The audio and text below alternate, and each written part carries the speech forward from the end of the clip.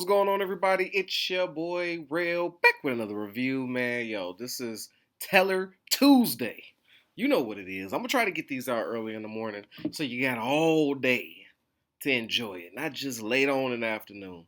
Because I know some of y'all are really excited for this. So I'm gonna try to get it to you next week as early in the morning as humanly possible. Okay? And with that, man, this is season 3, episode 6 of the Sons of Anarchy that lives on FX, which I watch through Hulu. But yeah, man, first and foremost, salute to all those in the Discord, gang and Nim. There's gang and then there's Nim, all in the Discord. So salute to y'all.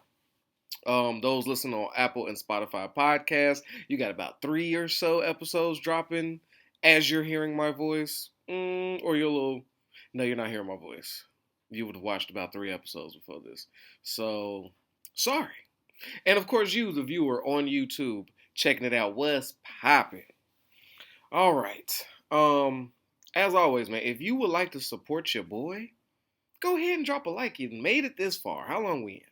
A few minutes in already? Just drop the like. That works. A comment. And if you want to take it to the next level, go ahead and subscribe if you haven't already.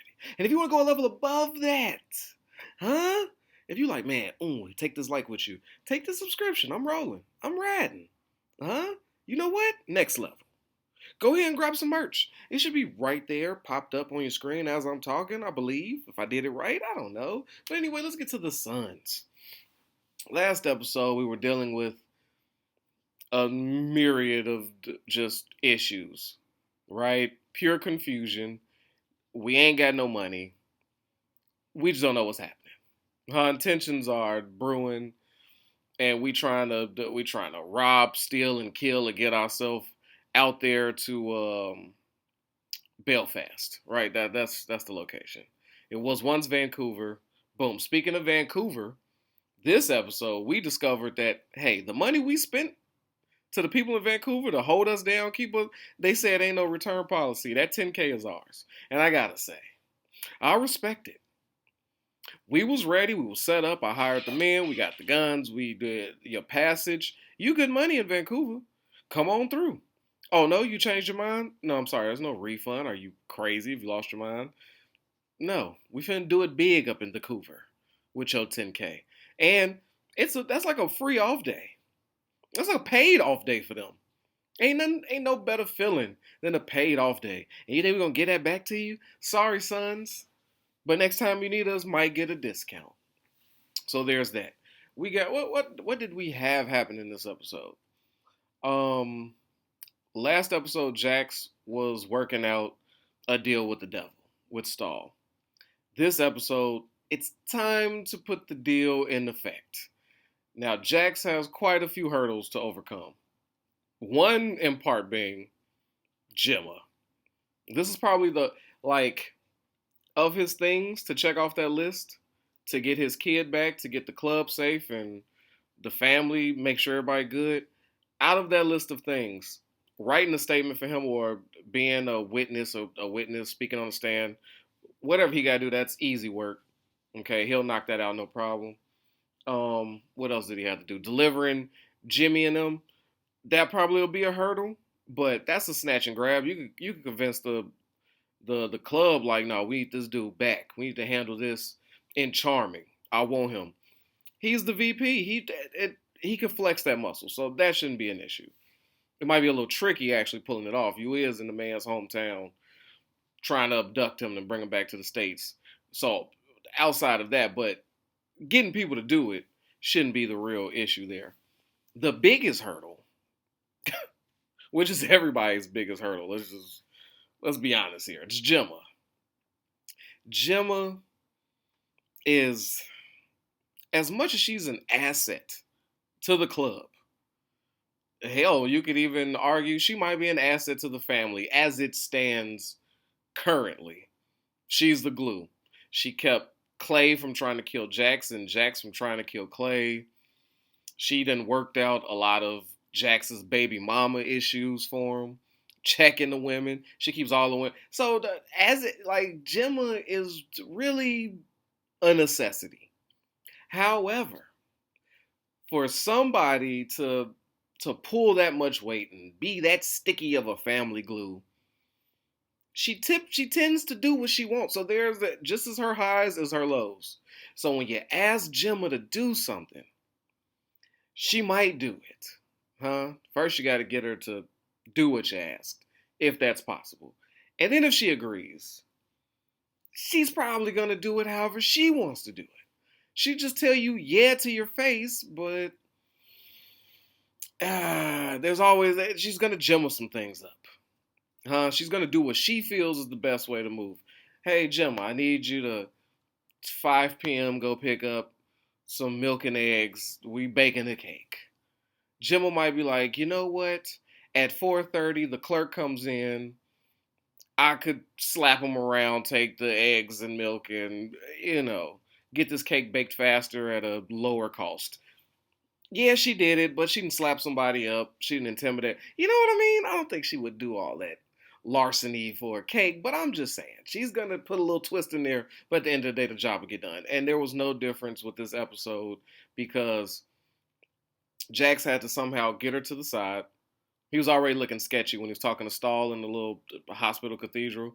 And then Clay pulls up and he's looking nervous like he just got caught choking a chicken like in the teenage days in the room. He's like, hey, what you was doing in here? Jax just looked nervous, rolling up papers. Like, oh, okay. And they had some little conversation. He tried to spin Clay, but as dumb as Clay looks and sometimes acts, I feel like he felt the energy of Stahl leaving out of there. Like there was a little bit more to what Jax was giving him. But we've got bigger things to address, so he just kind of let that slide. That's my personal feeling. But I know Clay felt something nasty going on in that cathedral between Jax and Stahl, because like they hate each other. And he didn't even disrespect her or be like, "Oh, this dirty Fed was trying."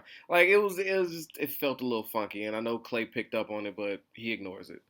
So Stahl comes through for Gemma, says, "Hey Jax, she got to go X, Y, and Z. Stick to the script, huh? If you get Gemma to stick to the script, this is what happened.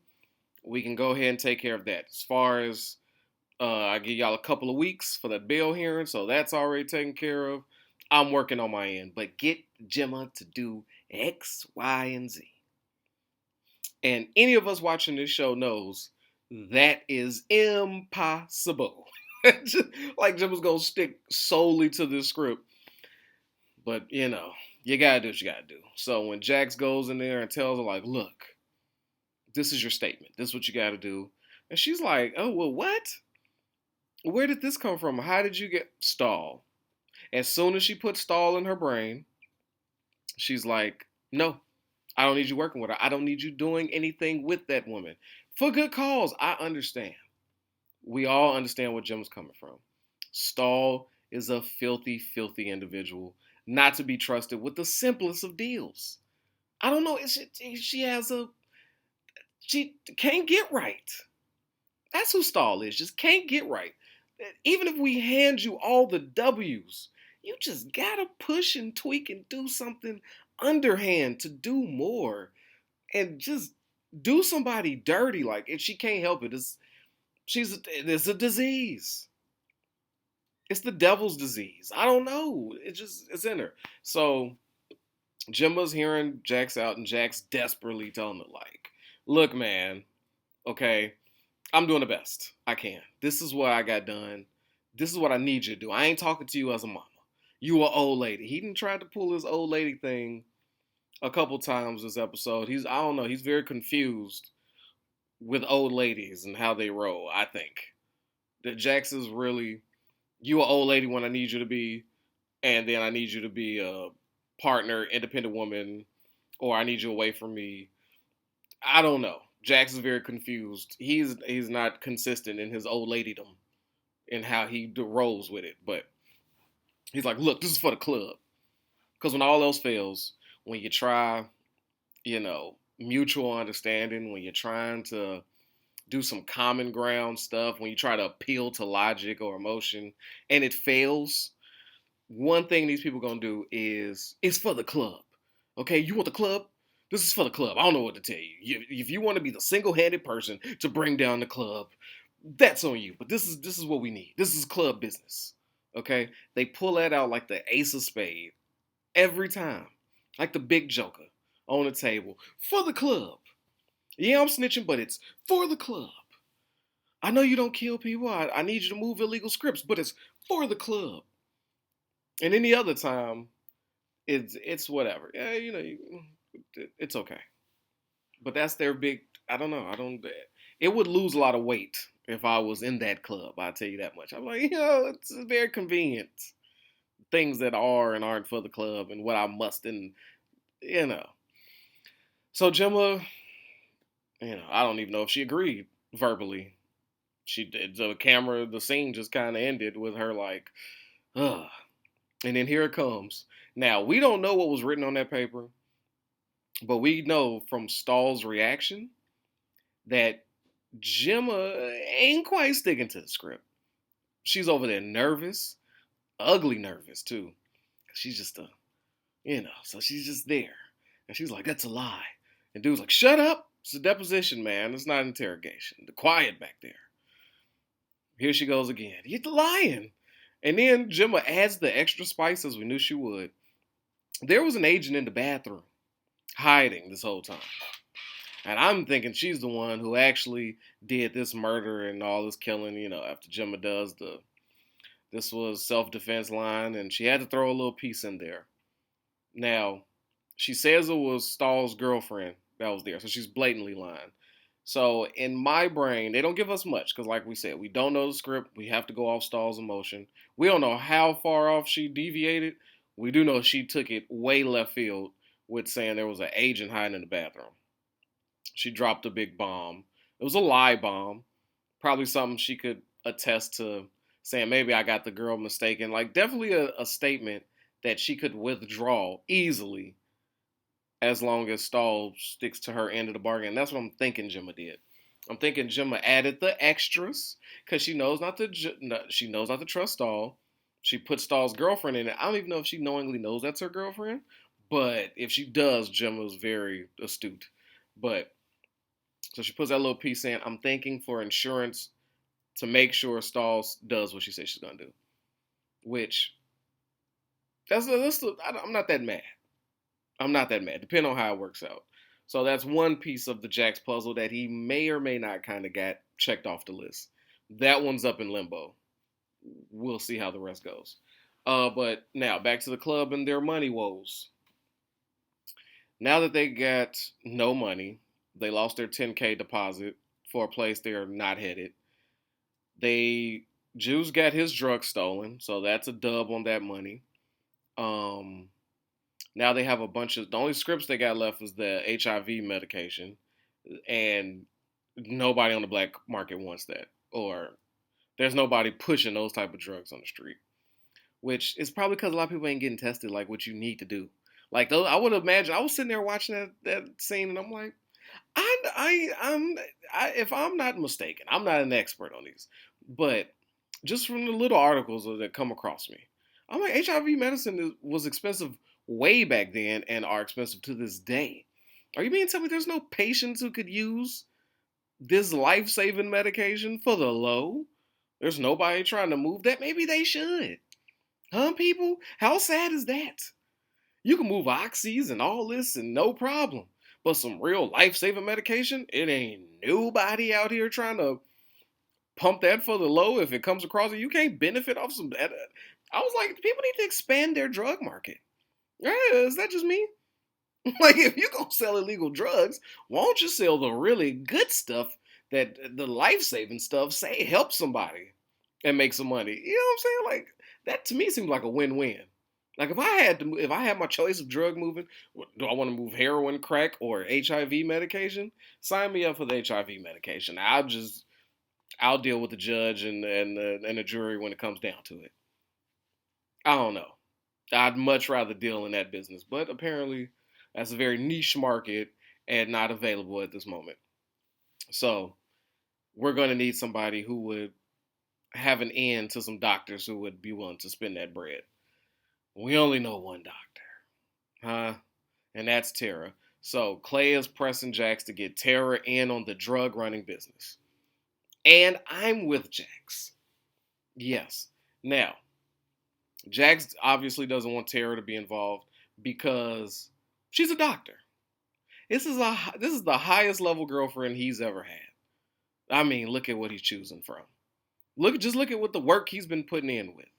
Random the bar hose, Wendy, the drug addict baby mama, and a porn star chick that is obsessed with her some Jax. Right? That's his roster.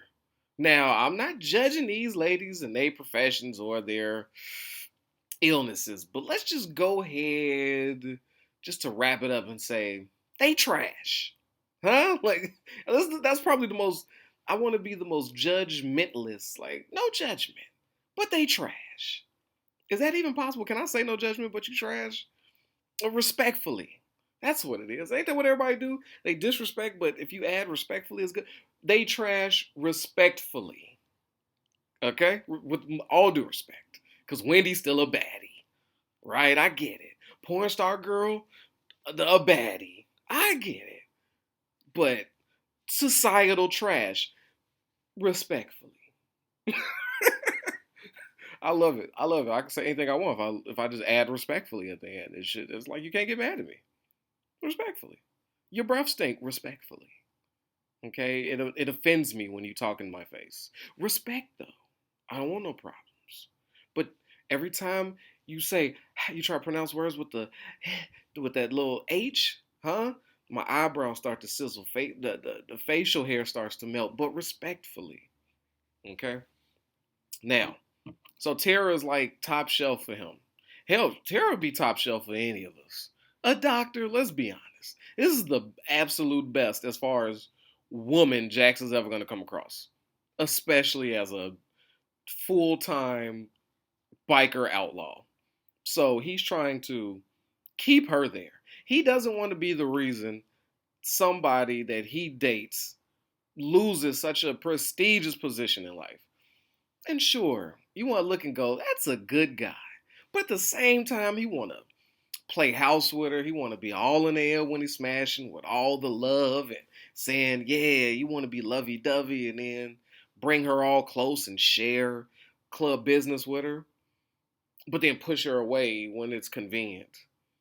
You know what I'm saying? Like, this dude is the definite, like, Jax's ultimate in all toxic platforms of any relationship that's ever graced the TV screen. I'm just be this episode right here nails it. So Clay is pushing him to do that. He doesn't want to jeopardize her, bring her deeper in. But of course, what Clay hit him with, the big joker for the club. So now he's got to do it. It's like the ultimate I double dare you or some shit. I don't know. So he does it against his will. Tara comes through, finds a doctor who's willing to move these drugs. It just so happens that of all the clinics in all the towns, burnt-faced Darby is there, peeking and investigating and just thinking he knows what's going on. Right? So Darby puts in motion for the police to raid them. He's like, yeah, I'm about to be back in these streets. They're moving drugs now. That's what I needed. He went off of one instance, one brief thing, not knowing that that's the only drugs they have in their possession as of right now. So really, Darby's only thing he did, he wasted taxpayer money for that raid that happened at the garage. He successfully wasted taxpayer money and ended a relationship. That was the best Darby could do to the Sons with limited information. So just nothing much at all. He was just an inconvenience this episode. Let's keep it real. So Darby, useless. Just enough to give Jax a reason to do what he been wanting to do, but he couldn't do to Tara. Huh? He been wanting to break up with Tara. He's tight about Abel still. He's mad at her about Abel. He wanted her to die. He wanted Tara to be dead if his child went missing. That's what he really wanted deep down in his soul. And she's very much alive. He doesn't know she's pregnant. He doesn't know that she's baby mama number 2. So it's he's like, okay, I've been wanting to break up with you. He's trying back and forth between, do I want her to be my girl? Do I not? Boom. Feds raid. He got to come talk to her. Yo, who you talk to? Couldn't trust your boy. How we gonna figure this out? I should never brought you in here because I could do the time. We didn't heard this speech before, Jax. He telling he could do the time, but he don't want her to. Hey, I'm breaking up. This breakup I'm about to do is for you, not for me. I don't want to do this, but for you to have the life you deserve, huh? We gotta break up. What I don't know. Maybe Shorty showing up to see Jax, the porn star showing up. Maybe it was a little added, you know, motivation for him to do that. I could, who knows? But it was perfect timing. Look at the timing. Unnecessary raid. The second he asked Tara for help, porn star coming to check in on him, still thirsty for him. He's like, I could still hit that, and just gave him the ends to say, you know what, Tara, I'm done. This is over, right? Plus, he's got to go out of town. He's probably trying to smash some Belfast ladies too. Who knows? Jackson's dirty, but let me get y'all feelings on this. We know he's toxic because Tara's like, what? I only did what I did what you asked me to do. I came through for you in your time of need. I'm trying to be the old lady for you. And then the second a little hiccup happens, it's not like Gemma hasn't had a billion hiccups, like or anybody's old lady ain't did much worse than this raid that equaled up to nothing. So like, let's be serious. But anyway, she's just sitting there pregnant and just exhausted with Jackson. Like, okay, this is over. Then he gives her a goodbye kiss. Like, okay, right there. And not then when he does that, he immediately goes insane. I mean, like end of the episode, he's smashing porn girl, right? But then I was thinking like, it feels toxic, but at least he didn't cheat, huh? Did anybody else feel like that? I was like, well, it's in poor taste to break up with a girl who you've been with and then smash somebody the same night. Definitely poor taste, ill-timed. One could argue nasty work, but it ain't cheating. So he could never say he cheated on her. Even if this little breakup lasts, what we think, 48 hours, maybe when he comes back with his baby safe, they'll be back together. Like, and then now you still got this poor porn girl still thinking she got a shot. She's just waiting in the weeds. It just he's nasty. It just is what it is. But then we got Happy coming back. He's no longer Nomad. I can't think of Buddy's name that Tiggs has beef with. Can't remember the beef they have. But he's trying to transfer over. They need good soldiers, right? Going forward, especially ones that are not under, that's not supposed to check into prison. Like they couldn't have came at a better time, because if things fall through, you know what I'm saying, within the next 10 days, and they still have to go to jail, you kind of want to need some soldiers still out and free to handle business. And hey, Happy is one hell of a guy to have around, at least an enforcer. So they doing that. We see the Tiggs versus Buddy beef. They fight and scrap and just working through. They doing a little side mission. Oh, let's speak about the side mission. Let's well, first, how dumb is the Mayans? How dumb is the Mayans? What have we talked about? If you've watched my reviews, you understand how baffled I am every time the grim bastards, the other purple black biker gang, the Mayans especially. How many deals have the Mayans made with the Suns that the Suns either go behind their back, screw them out the deal, or change the terms, and it ends in violence and war? How many times are we gonna make deals with the Sons of Anarchy? I would never deal with them. It always goes wrong. It always does. So here we are with another deal. Sure, you could say this episode, the Mayans kind of had no choice. I don't see why, but let's say you say that. They got your heroin. You don't know if that's one successful bust, or they might have more lined up, or now you got to redo your whole. So in the Clay comes with this peace treaty again. Like, how many peace treaties has him and Alvarez had in 3 seasons? Like 7. I hate you. I'm trying to kill you. No, you killed my son. I killed you. I tried to assassinate you. I did this. I killed this person. We let this person die. I'm moving these drugs. Now I'm working with these white supremacists, and we're taking over the town of Charming. But no, that's okay. And then here we are again, doing business. Whatever, man.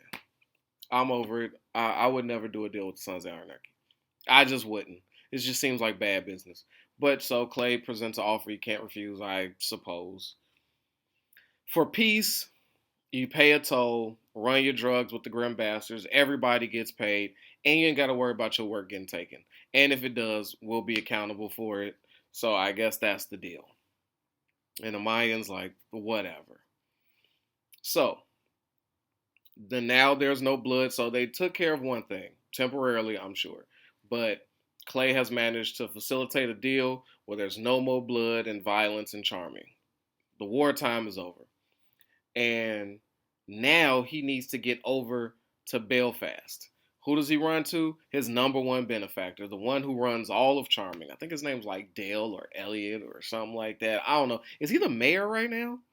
I don't think so. No. What's his name's brother is the mayor, I believe. Either way, he's a prominent rich member of Charming. He runs it all. Y'all know his name. Don't even get me started. But he's pretty much done messing with the Sons. He's like, look, every time I got my bail money, he put up his land for these dudes. So he really ain't rocking with them. Like, he's got a lot invested in the Sons. And they did like one thing for him, but you know what I've learned in this episode? Everybody likes Jax more than Clay. That's what I've learned. Alvarez hates Clay, but he's willing to do business. The dude that runs Charming, the guy whose name cannot stand Clay. He really only likes Gemma. And here comes Clay, being Clay. You feel that energy. So Clay is doing everything he can, showing a display like, look, we're good here, I promise you. Matter of fact, come in here with me. Let me let you meet a friend. Boom, there goes Alvarez to let him know, like, look, ain't no beef. We ain't gonna do no more killing and Charming. We good money. And then here comes Clay immediately with another request. It's not like this dude's whole life is behind the Sons going to jail on time. Like, he's got their bail. He's got land behind them. Like, this ain't small money. But even still, here comes Clay begging and pleading, needing something else from him. So now they got a pat. He's got to run to Manchester. Now they got a charter to Belfast next episode. I'm hoping. Like, we need to get Abel and get this thing moving. So he lines that up. So you're all like, okay, cool. We got that taken care of. But what I'm saying is, what I've noticed is in that scene, Alvarez handed over Clay the money. And then it's like, okay, Alvarez said his little spiel. But when he went by Jax, he said, yo, good luck getting your son. And he did like that bikers embracing shoulder thing. You just felt a different energy. And then when Dude left the room, he's looking at Clay, rolling his eyes. And then he, damn near hugs Jax on the way out. You just feel that people just gravitate to Jax and his authenticity. It's like, no, you're a good dude. Clay over there, it is what it is. So I don't know why, but this episode really felt like Jax is really ready for leadership, or if he wants it, but people are willing to roll with him. Like, it almost felt like, when are you gonna take over? And we stop dealing with this Neanderthal. Like, when is that gonna happen? That's the energy I felt this episode. But what do you know? They went from down 10K to up 25K from stealing Alvarez's money and then handing it back to him. Well, stealing his drugs and then handing it back to him, worth 25K. So they got cash. And it seems like they got a free trip to Belfast. Like, they just got to hop on the boat to head out there. That's free. It was headed out that way anyway. So everything is lined up to go get Abel back. So it should get very interesting in Belfast next episode. But that's next week. So with that, man, protect your health, yourself, your wealth, man. Your boy Rail is out of here. Peace. Yo, I know I don't need no introduction, but y'all know who it is, man. It's your boy Hollywood Rail. And I appreciate you for sliding through and watching these videos. But you know what I need from you? All right, if you ain't already, I need you to like this and subscribe this, man. We at 1,000 trying to get to 2, all right? Push it for your boy. Get them algorithms up. So when it come to that subscribe button,